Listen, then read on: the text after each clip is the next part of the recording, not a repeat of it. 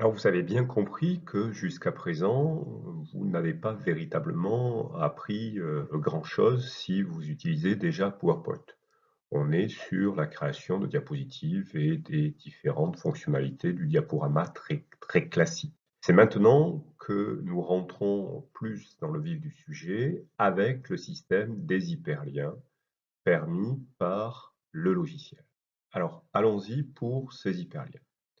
1 chose, vous voulez que, par exemple, sur votre questionnement, un mot permette aux élèves d'être guidés. Prenons par exemple le mot «lieu». Vous sélectionnez donc, ce mot et vous cliquez avec le bouton droit de la souris pour faire apparaître le menu contextuel et vous faites «Lien hypertexte». Clic gauche. Et dans ce menu déroulant, vous cliquez sur Emplacement dans ce document et vous choisissez, non pas la première diapositive, ni la dernière diapositive suivante, mais vous allez à titre des diapositives et vous choisissez, par exemple, la diapositive 2, c'est-à-dire le plan. Vous cliquez sur OK. Vous remarquez que, ici, le mot lieu a changé de couleur, c'est devenu désormais un hyperlien.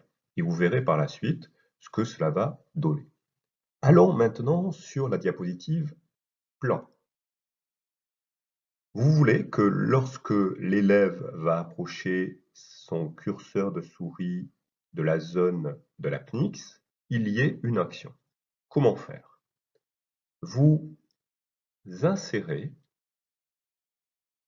une forme. Par exemple, ici un rectangle que je vais dessiner avec ma souris. Il est par définition en bleu. Je vais déplacer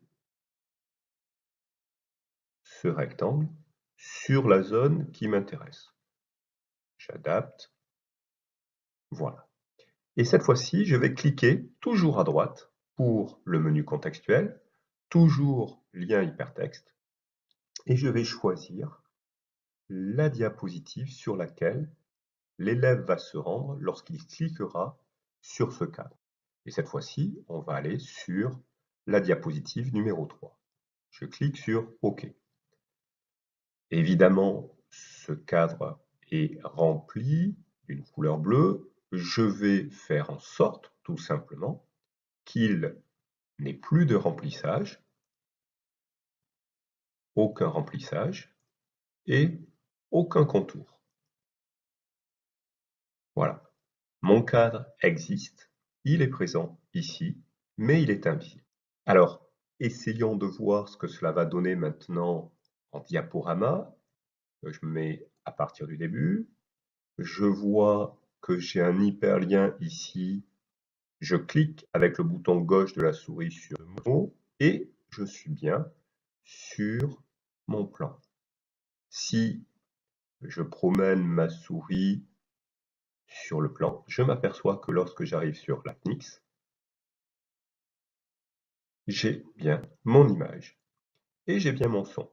Mais là, vous vous rendez compte qu'il ne peut plus revenir. D'où l'importance de l'étape suivante.